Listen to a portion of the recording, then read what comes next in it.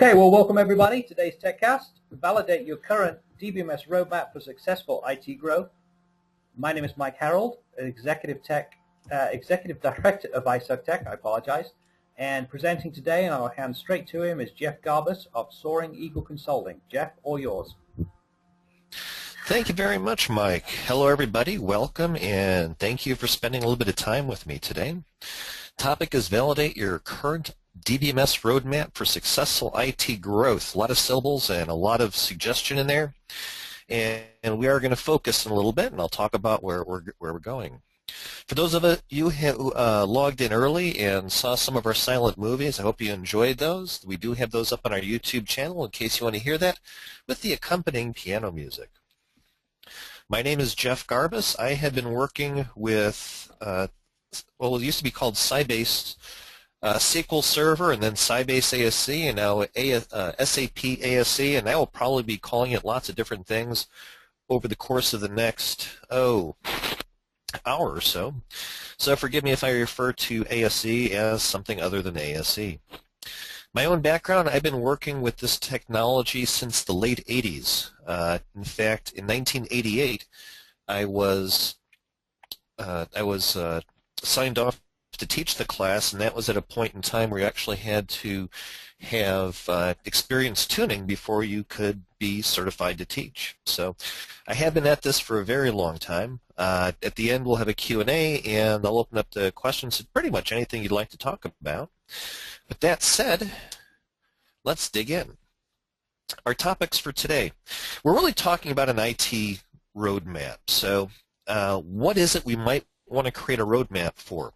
At the high level, you've probably got a CIO, and I don't know how many CIO types are on the call or how many DBAs or how many whatever, but I'm going to try to speak to a very broad audience and let you zero in toward the end of the presentation. What we really want to talk about is how we create a roadmap for particular types of tasks. A CIO might have a dozen things which are at the very top of the burning list. There might be audits coming up, upgrades coming up, software assessments and reviews coming up. Whatever that happens to be, what's going to end up happening is that we as a team need to be able to look at that requirement, identify what the tasks are that need to be done, and make it happen. What we're going to be talking about today are a bunch of those. We're talking here about things like benchmarks, upgrades.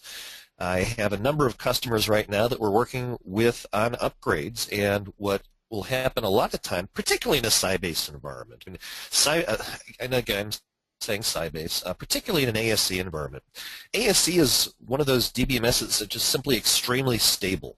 I do have a customer that is still running an ASE 4.1 instance. And the reason they're doing that is because the vendor went out of business and they can't figure out how to upgrade it, either operating system or otherwise, and they can't get the support. And they're simply running it and waiting to replace the application. Of course, they were going to replace the application 15 years ago, but I think everybody on this call knows exactly how that tends to go.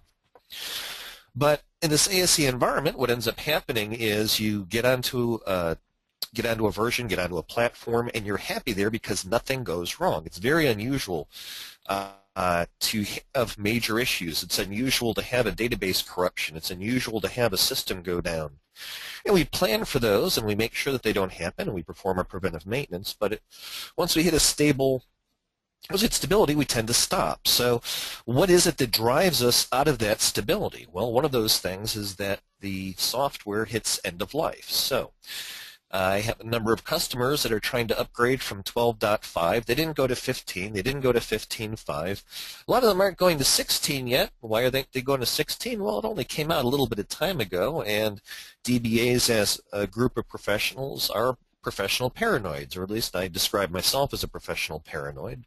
I don't want to upgrade any faster than I have to. I want somebody else to burn their fingers first. Now, that doesn't mean I won't upgrade in a development or test environment, but as far as production goes, I think the whole world is kind of antsy about wanting to make changes there. So how do we get to successful upgrade? What are the steps involved? Where do we need to go?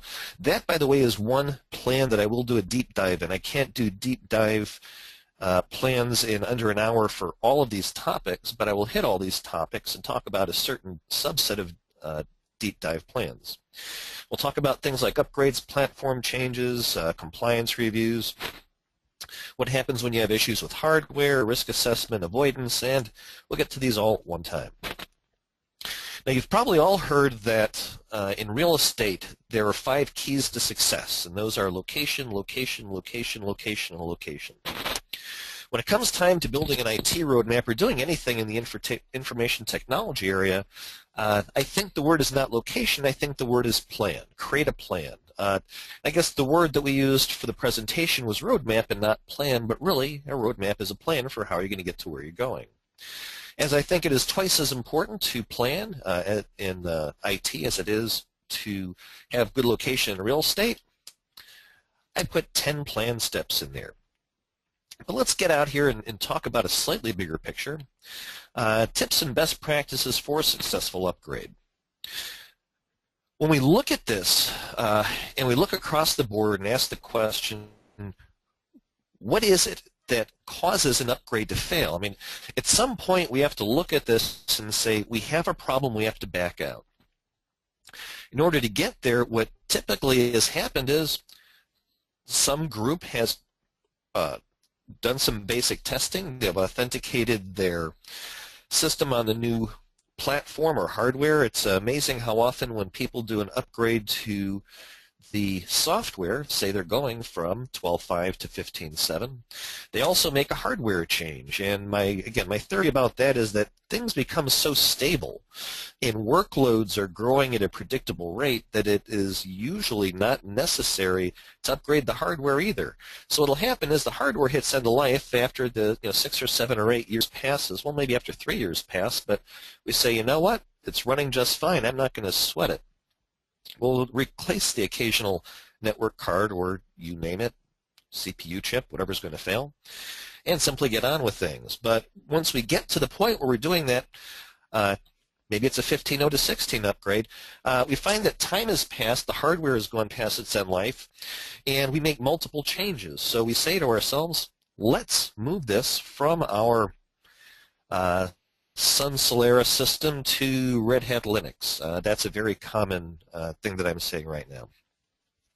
So as we're looking at this and making the migration and making the move, and everybody is validated, and it's gone from development to UAT, to test to UAT, it's gone through all the regression tests, and why do we make multiple changes at once? It's because generally the QA people say, well, do it all at the same time. DBAs like to make one change at a time. Why? Because then we can identify what the issue was. If we change the platform and the DBMS at the same time, then there's always the, okay, do we misconfigure something in the OS kernel, or do we have a limitation on the network card or in some of the I/O channels or someplace on the new hardware, or was it really a DBMS thing?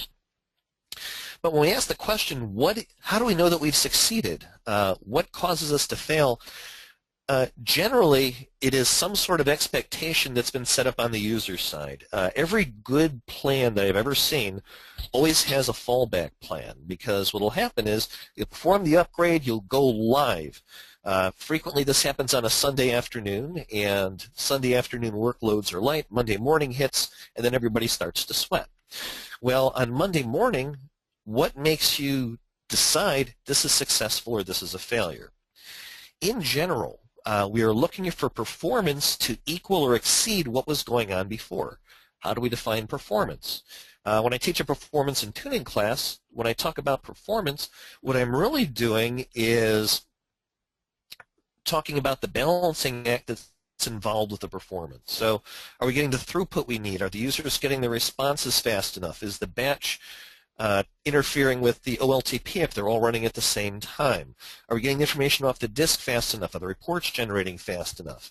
And honestly, this is something that you as a group need to set up so that whatever expectations you've got, you can meet, so that if you're not meeting those expectations, you can take the time to identify why, and if you can't get it solved, make some sort of a rollback decision.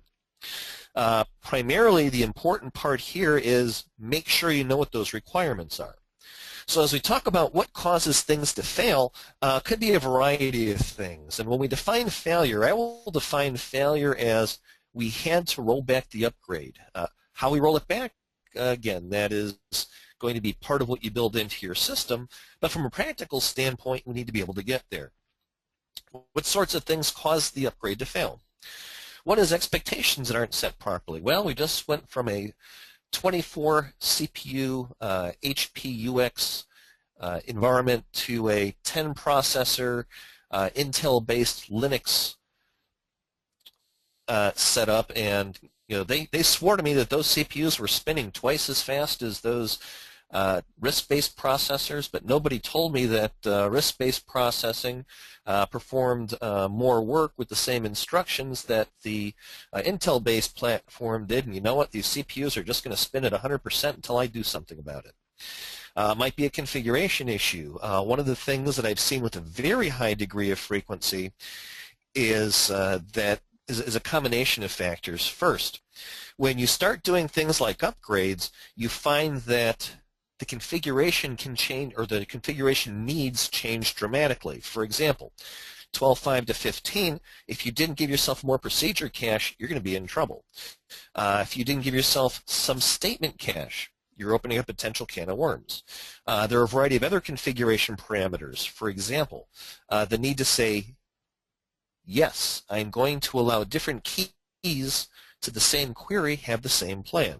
For example, yes, and this is a late version of 15.7. Yes, I want my behind-the-scenes batch processing or the maintenance, like the DBCCs and the index rebuilds, to run in parallel. If you don't configure it, it won't run in parallel. So if you're depending on that behavior, you're not going to run.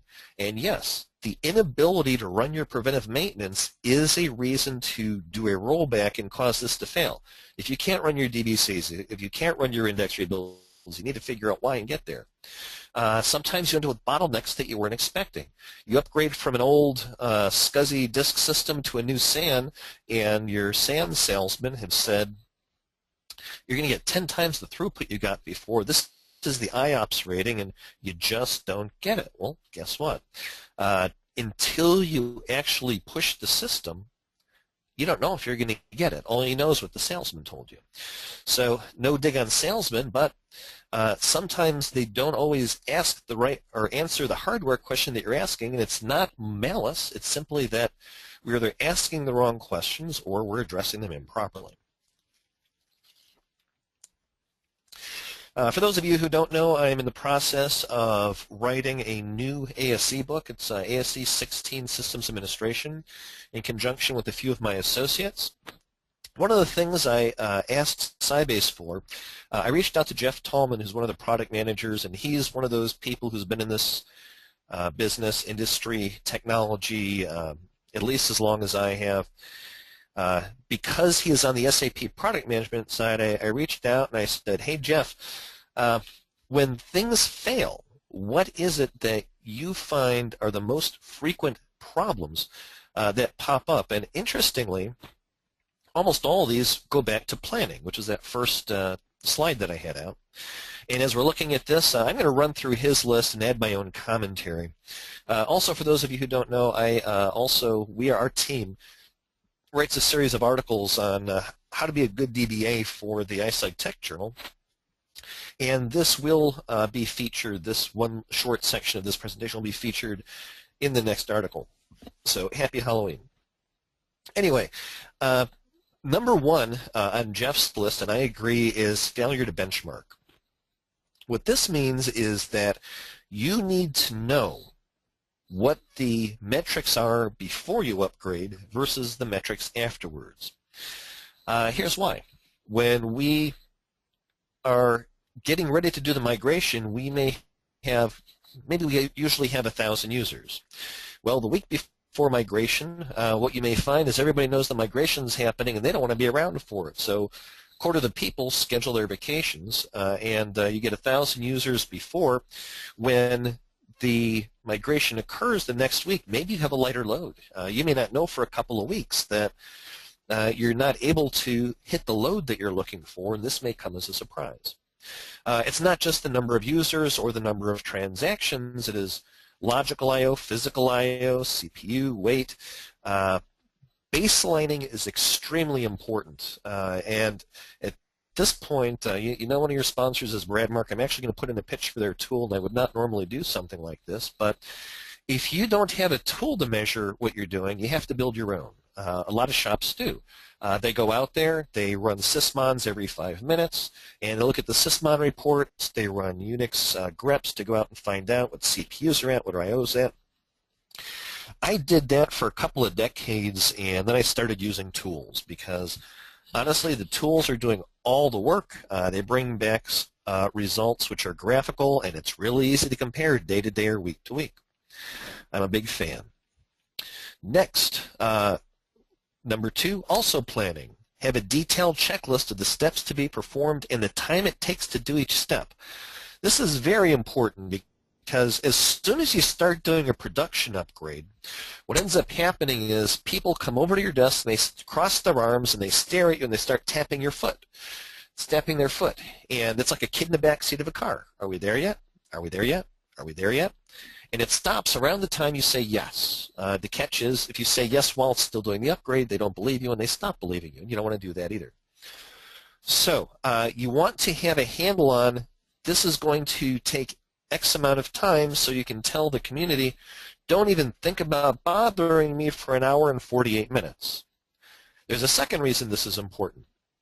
Because if the amount of elapsed time exceeds your timetable, you need to figure out whether this is a problem or whether simply volumes of data changed. In addition, this gives you the ability to send a note out to the user community saying, this is taking longer than I expected. By the way, you want to build a buffer in there so that when you tell people it's going to take me an hour and 48 minutes, it's because you think it's going to take an hour and 20 minutes, and if it finishes faster, they're happy, but if some process goes over, some permission is wrong, some name gets mistyped, you have a little bit of breathing time. 3, failure to have a plan B. What is a plan B? Okay, this absolutely failed. What do we do now? Well, sometimes you're doing an update in place, or an upgrade in place. Sometimes you're upgrading to a new box. Sometimes you're using rep server and you're upgrading from you're replicating from a 12.5 to a 15.5 and you're doing a failover.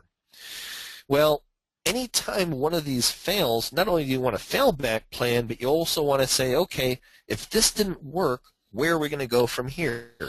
So this is part of your preparation, part of simply getting everything correct. Next, there is a lot of prep work involved in getting these things done. For example, if I'm going to be upgrading a database, I want to make sure that it's clean. Have I run the DBCC on it? Have I run the upgrade script to make sure that I don't have any new keywords? One of my favorites was when consumer became a keyword. There were a lot of ASE customers out there that had a consumer table. Well, guess what? When consumer becomes a keyword, the table name's got to change, and all the code pointing to the table had to change. That was one ANSI change. It did not make any friends, but you know what? One more lesson learned. So make sure that your monitoring is set up. Make sure the backups are up. Make sure you're backing up the software as well as the database. If you're doing an upgrade in place, make sure that you're backing up the directories that you're about to run the upgrades into, so if you need to do a restore, that software is restored as well as all the data in the databases. Next, the bullet item here says running software more than 5 to 7 years old makes upgrades extremely hard as it may require multiple steps.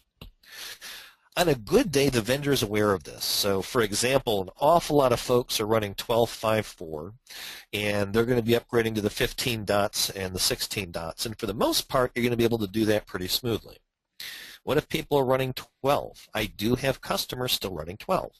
How are you going to get there from here? Will it work? How about an 11? I mentioned that I do have a customer still running a 4-dot version of Sybase. Well, sorry. Yeah, I guess the Sybase SQL Server was 4 dots, so I can actually say that. That was the correct name. What are they going to do? Well, what you find is that the longer you wait to do your upgrades, the more likely the vendor is to point and laugh.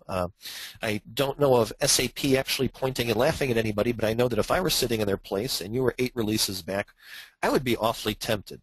So you do need to upgrade often enough that there is a smooth tested upgrade path that 100 other shops have done in the past week, and as a result, it makes it smooth. I would not want to have to be the person responsible for upgrading 4.0 to 16 if my job depended on it.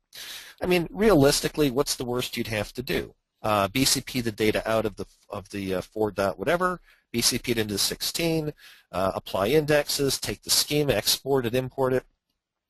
You could get there from here if you have to, but that is not a neat way to migrate hundreds of gigabytes, a couple of terabytes of data if in fact you're up there. Although that old, I suspect you'd be on a 32-bit operating system and really not have that much data in there. Number 6, plan for things to go wrong. Make sure you have some time to correct minor things. And you know what?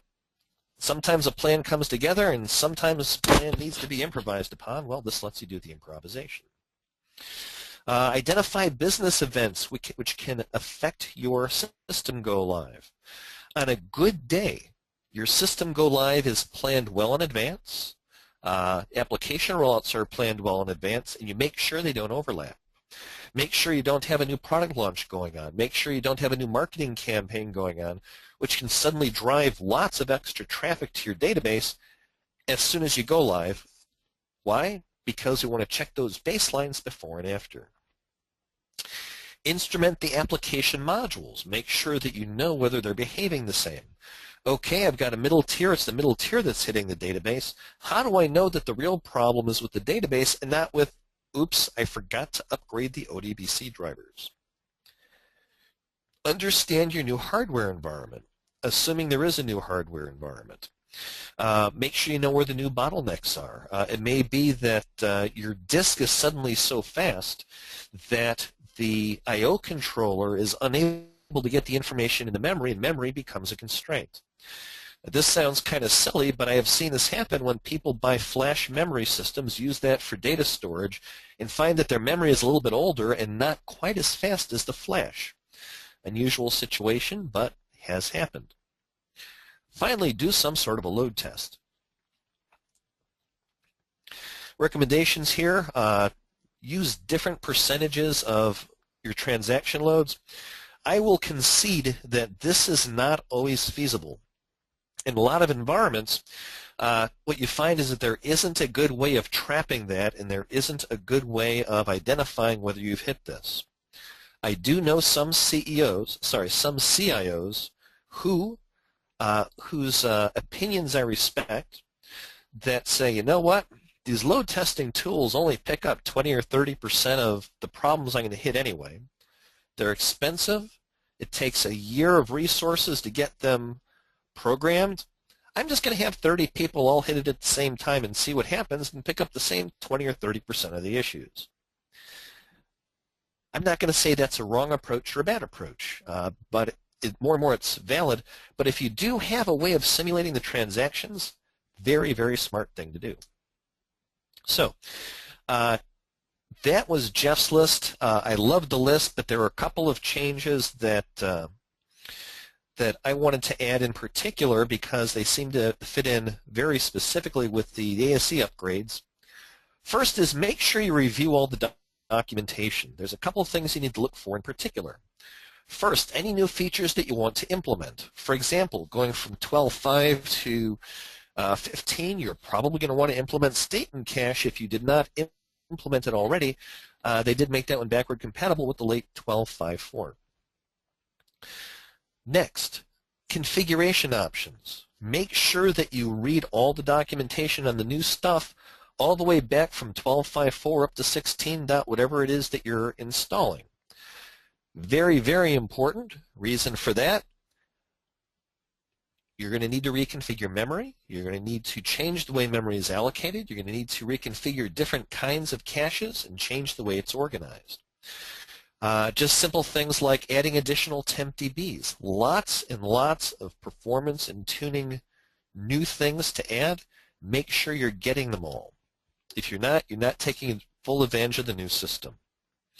Also, if you're going all the way back from the 12.5x to the 15x or the 16, remember that the query optimizer has been completely rewritten, And as a result, one of the things you're going to want to make sure is that your more complex queries are being handled properly, indexed properly, and that the optimizer is not going crazy trying to figure out a new way of optimizing a query that's relatively simple. Finally, look for changes in physical needs. Do we need more disk? Sometimes when we apply an upgrade, we need more space for model, for master, for the individual databases because we have additional system tables, or storage structures have changed, or the need to rebuild indexes and rebuild storage structures means we need more space for data or log. Do we need more memory? Upgrading from 12.5 to 15, you're probably going to want more procedure cache because a lot more is going on in there than in the past, but do we have enough memory to allocate for it? If we're doing an upgrade in place, you may want to upgrade the memory at the same time or in advance of your upgrade. So, we've talked about some problems or potential problems with the upgrade. Let's talk about building that plan, building that roadmap, and getting set up to actually do it properly. So, pre-migration planning. There's that P word again. I'm going to put plan in here as often as I can, and you can make fun of me later. First thing we need to do is identify and document all your business requirements. This is everything from, are we going to another machine with a different endian structure? Are we going to get there? How much downtime do I have? How much downtime can we afford? After I do an upgrade, I love to run a DBCC to make sure things are clean. Do I have the time to do that? What are our success and failure criteria? I want to know what that is before I even start planning the upgrade.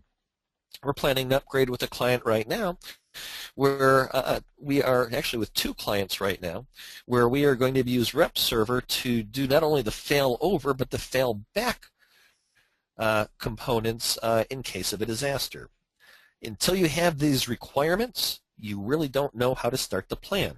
But the other thing we're looking for here is which new features do we want to take advantage of? That ends up being part of the business requirement. Next, take a look at the entire ecosystem, whether this is a current ecosystem or a future ecosystem. Do we have enough memory? Are we currently running at 98% of capacity? If so, I want to start fixing the immediate problems before starting to throw a new environment around an old problem. Once again, we want to make sure we're solving the correct problem and not introducing change for the sake of change, but change for a particular reason. Look at the environment. Look at the way the disks are set up. Look at the way the databases are set up. Look at memory, network. Do we have any particular choke points that we need to look at? Do we want more storage just for the upgrade? Lots of decision to make. Do we want to upgrade the operating system at the same time as the DBMS? A lot of shops do that as well when you're doing the upgrade in place. Note, I'm not a huge fan of this one. In the past, I have experienced upgrades that also had operating system upgrades involved where there were subtle problems, like the one that I remember being worst burned by was when the disk access from the operating system suddenly took literally twice as long. This was a while ago, and it was a 2 millisecond versus 4 millisecond access speed introduced by an operating system upgrade that wasn't reported anywhere. Identifying this one was a bear because we had not benchmarked all those things that we needed to. This was a very long time ago. But be aware of anything that might need to change. Choose an upgrade migration approach that makes sense. 3 basic approaches. One is an upgrade in place. Honestly, this is my least favorite. Reason this is my least favorite is I hate installing software over software. Just it's like mixing paint to me. You never know exactly what color you're going to get until you mix it up, and if you don't get it right, it can be hard to go back and start over. That said, it's probably the one most tested by the vendor because it's easy to test and install, but testing the upgrade in place, that really requires a lot of testing. So, whereas in theory and in practice, it's probably the easiest. If you do run into a problem, it's probably also the worst to back out of. Again, this is a personal paranoia issue. This is not based on lots of bad experience with this. I have had good experiences with upgrades in place. Second approach is probably the most common. You do a fresh install, dump and load the databases, wait for the upgrade software to automatically apply whatever changes it needs to the new databases, and the installation and upgrade manuals always have detailed documentation on this. Final approach, a bit more expensive because it takes a lot more research and a lot more setup and generally a lot more hardware to put everything in place, and a lot more cost if you haven't already bought a rep server. Upgrading via rep server with the ROM standby is a more common upgrade approach these days because you can set it up, have only a few seconds of downtime during failover, and go right from your older system to your newer system.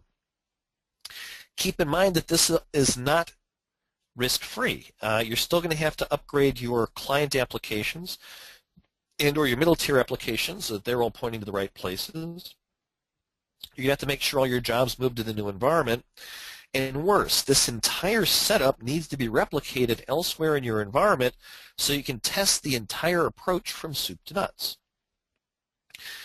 Why do we go this route? Because we can't afford the downtime. This is a very common type of approach these days. 15 years ago, people would say, we're doing an upgrade, we're going to be down on Sunday afternoon, or Sunday all day, or all weekend. Today, so many shops just can't afford a minute of downtime, even in environments where it really wasn't as important before. 20 years ago, if I heard that an environment couldn't afford any downtime, my first thought was financial systems, trading systems, because really that's where Sybase got a lot of its research, money, you name it.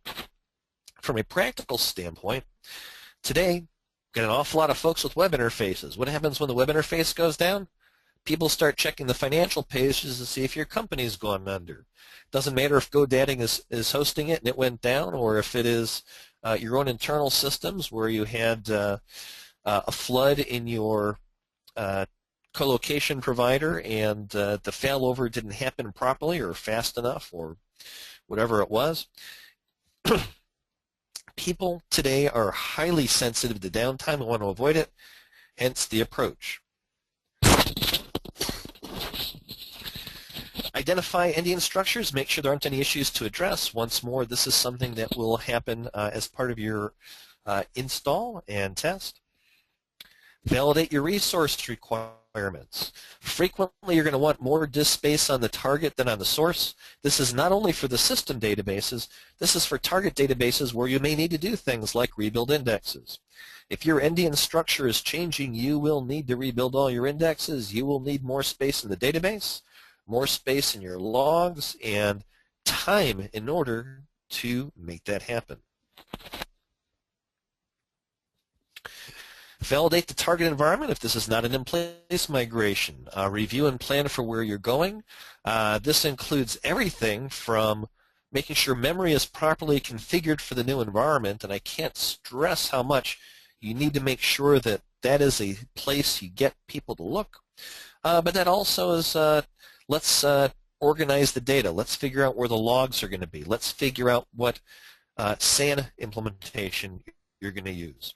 By the way, I love the new SANs they have today that have tiered storage, and in particular, I am a fan of the auto-tiering storage, where things that aren't touched over the course of the day will drop a tier, and things that are hit heavily over the course of the day move up a tier. That seems to be a very solid technology today. 5 years ago, I would not have liked that as much. Identify the new features that you want to implement. Are we going to use the in-memory databases? Are we taking advantage of semantic partitioning? What about new caches?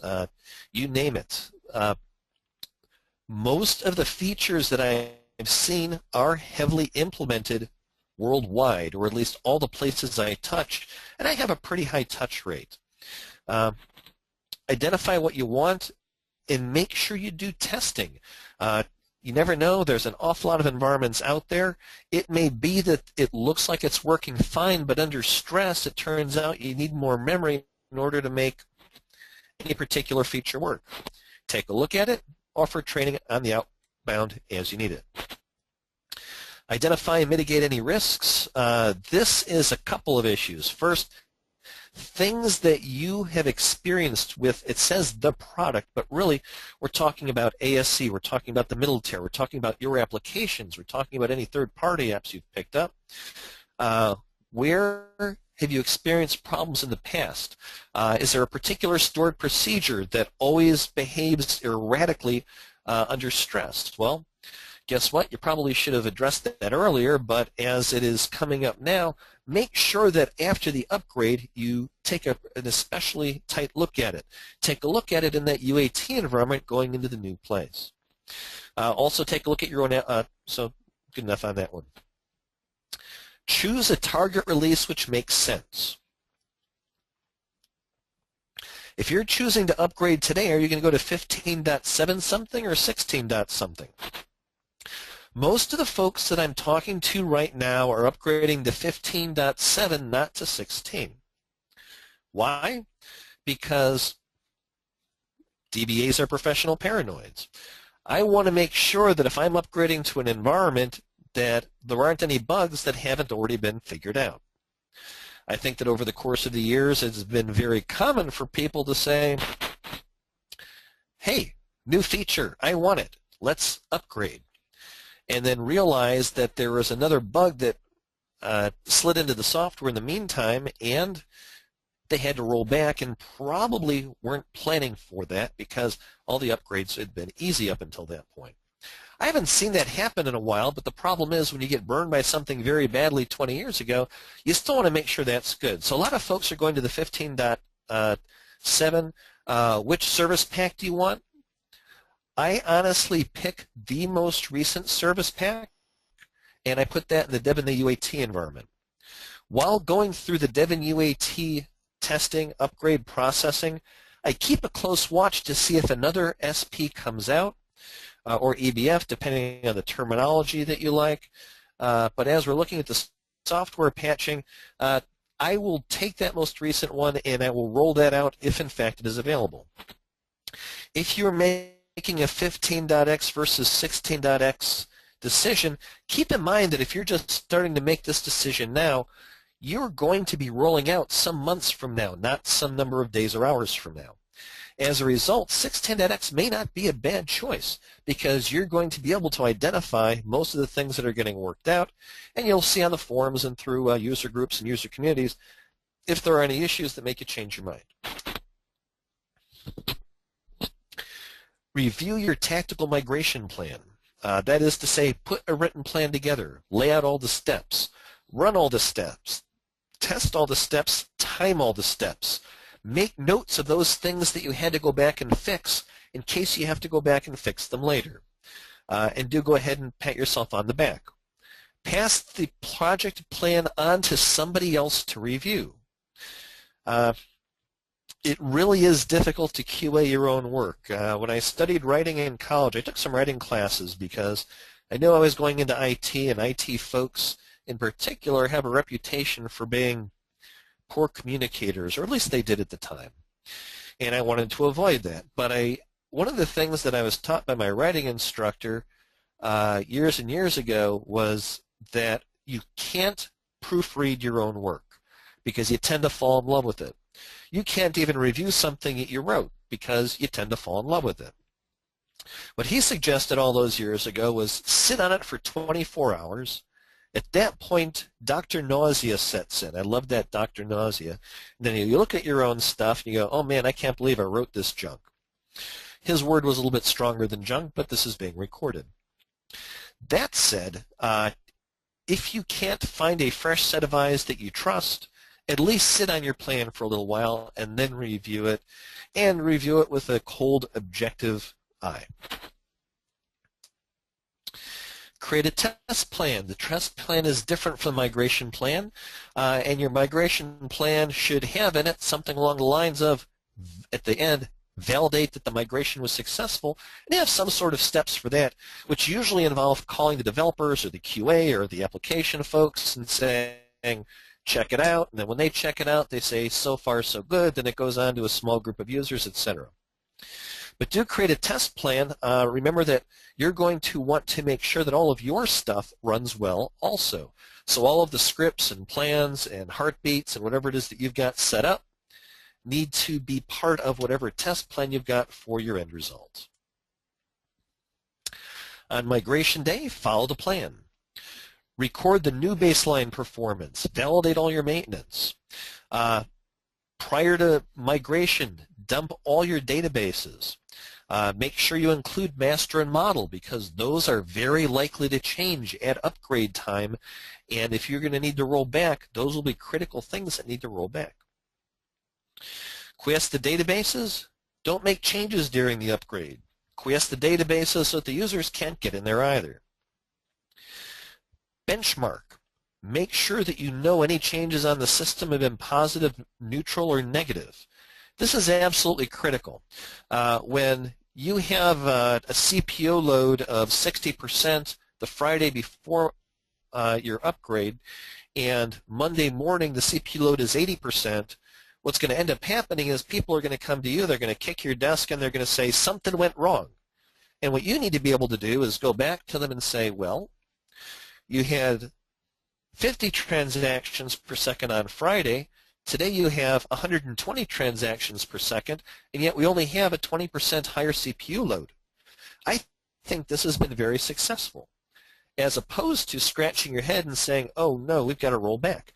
Make sure that you're able to measure everything that you've got. Measurement benchmarking is absolutely critical to you being able to make intelligent decisions, but also absolutely critical to justifying the decisions that you're making. You, the DBA group, are probably the smallest group in IT.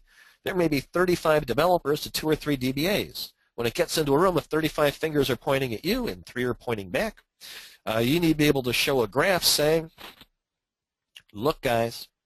And I'm not saying that the finger pointing is going to happen, but that's what a war room is, and a lot of places have these war rooms where they go in and they say, where's the problem? Let's figure it out. In some places it's constructive, in some places it's finger pointing. I love being able to go in with a graph and say, okay, it is a problem getting information across the network. You have 2 choices: request less information or give me a broader network bandwidth pipe. There isn't any 2 ways about it. This is what's going on. Here's the volume. Here's what your network is able to handle. If you can't do things like that, it ends up becoming an argument, and you don't want to be in an argument. What you want to do is present facts. I love benchmarking tools. Options.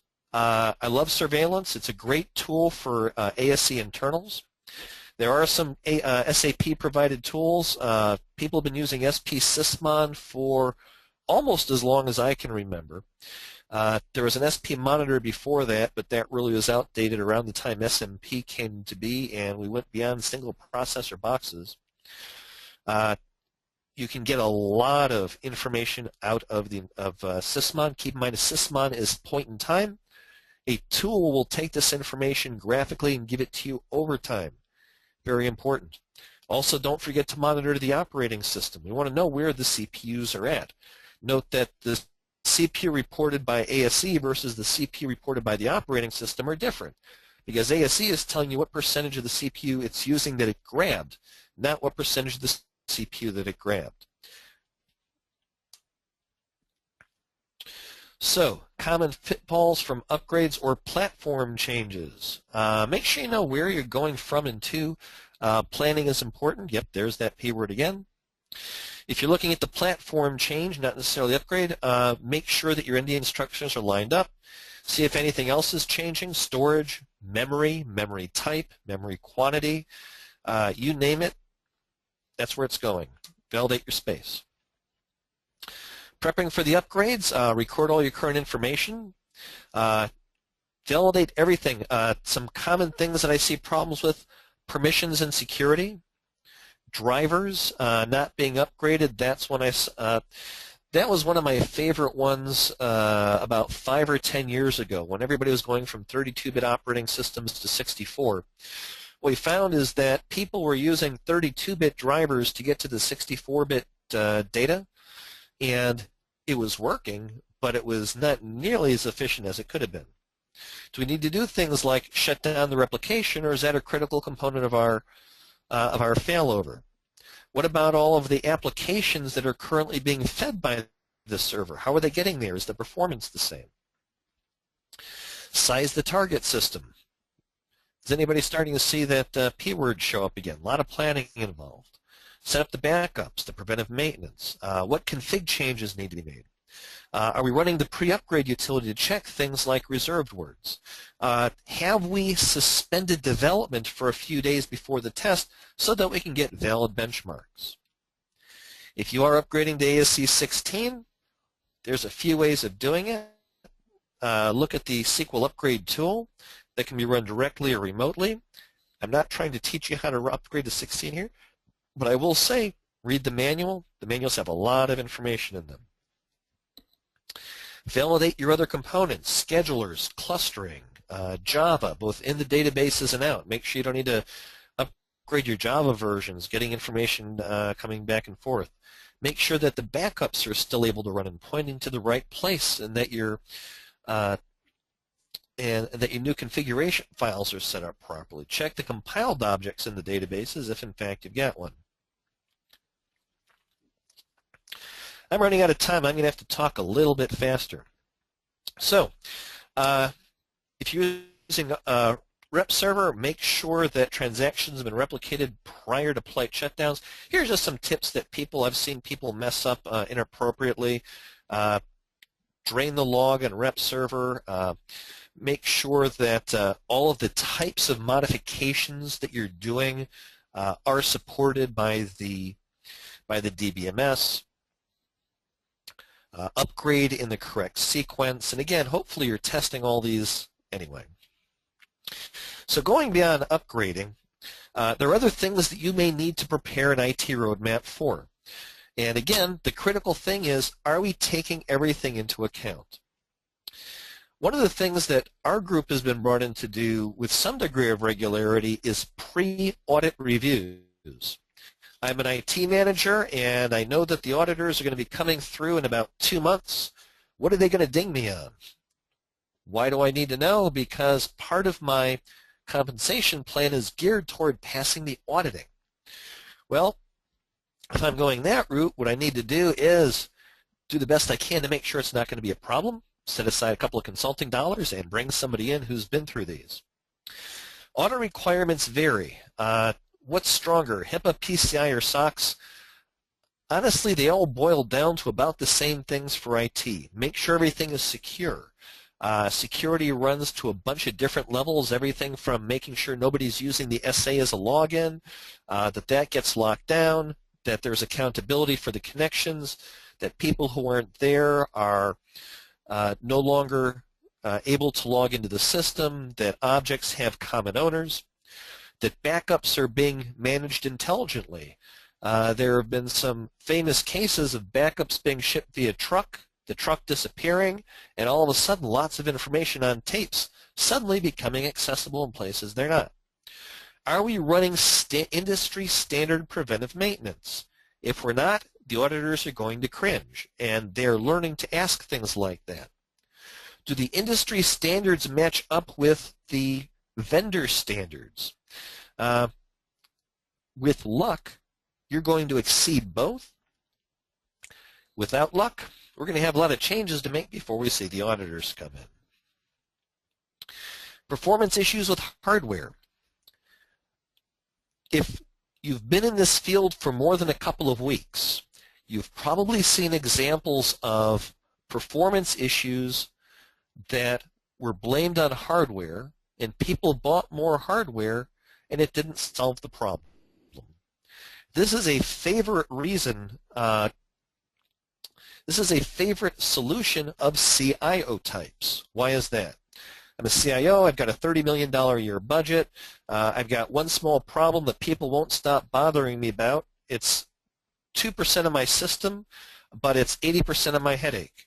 It's a performance issue. What do? I go spend a couple $100,000 on hardware. I don't even notice it in my budget, but guess what? It didn't fix the problem. Well, guess what? If you're not CPU bound, extra CPU is not going to fix your problem. If you're I/O bound, and you're not fixing the I/O issue, and the I/O issue may not be speed of getting the I/O. It may be that you've got somebody running table scans. Insurance companies in particular, claims processing companies, seem to love giving super users access to the system, and they point their access database at it and download 30 million rows of data at 2 o'clock in the afternoon when everybody's coming back from lunch and just start to hit the soft server. Very recent experience, and by the way, I've been brought in on these literally dozens and dozens of times over the years. A very recent experience, a hospital group upgraded about $3 million in hardware. I'm geographically in the Tampa, Florida area. This was within a stone's throw of us state-wise. It was a couple states away. The hardware vendor called and said, Jeff, we just upgraded this hospital group, sold them $3 million in hardware. We didn't fix their performance. You need to come in and help us. Everybody's embarrassed, and we need to make sure that nobody loses their job over this. So that one's always a tough call, but make sure the problem is actually hardware before you upgrade the hardware. Quantify your needs. Identify where the bottleneck is. Note that new hardware shouldn't be installed the moment you open the box. I'm a big fan of hardening the hardware, which to me means we get it up, let it run for a while so that if there's any kinks, the kinks work themselves out before this becomes a production machine. Obviously, if production goes down, the rules are going to shift a little bit. Risk assessment. We get brought in also a lot, sometimes in the security area, but usually folks will bring in folks who specialize in security. But the questions that we end up addressing a lot are, well, we've got 500 users on our system right now. We're going to be going to about 2,500 users in 6 months. What's going to happen? I will tell you right now that benchmarking, once again, enters into a lot of this. Planning enters into a lot of this. But what we need to identify are where are the specific bottlenecks and where are they going to shift. Upgrades, another high-risk area. Requires lots of planning and lots of resources. Another reason is people sometimes go 5 or 10 years before looking at an upgrade. All good reasons to bring in somebody who's done these things before. From a security aspect, do you have internally defined standards? If you don't, that really is a hole, and that's something that you should put in place. If you're the CIO type, you want to direct somebody to do it. If you're the DBA type, you want to get authorization to do something like this. Find out what the auditors hate. Chances are, if you're relatively new in a system, you've already been told why the last person was kicked out or what the current problem set is. Keep your preventive maintenance, security, procedures above industry standard. There are always white papers out there identifying what industry standards are. You can get something like that from your vendor or shoot me an email. Scaling. Keep in mind that scaling has a lot of different aspects. Number of users, transaction volume, data volume. Are we about to go from 2 terabytes to 6 petabytes? Is our transaction volume changing from 30 transactions per second to 1,000 transactions per second? Scaling means different things. If I'm going to go from 1,000 users to 10,000 users, the transaction volume is remaining about the same, I may not care, but I also may need more memory for things like user connections. How about years of data? We just had a new requirement. We've been keeping 3 years of data online. The regulators just said we need to keep 7 years online. How does that affect our maintenance? How does that affect our queries? How does that affect our indexing? That, by the way, is a great time to pick up semantic partitioning, folks.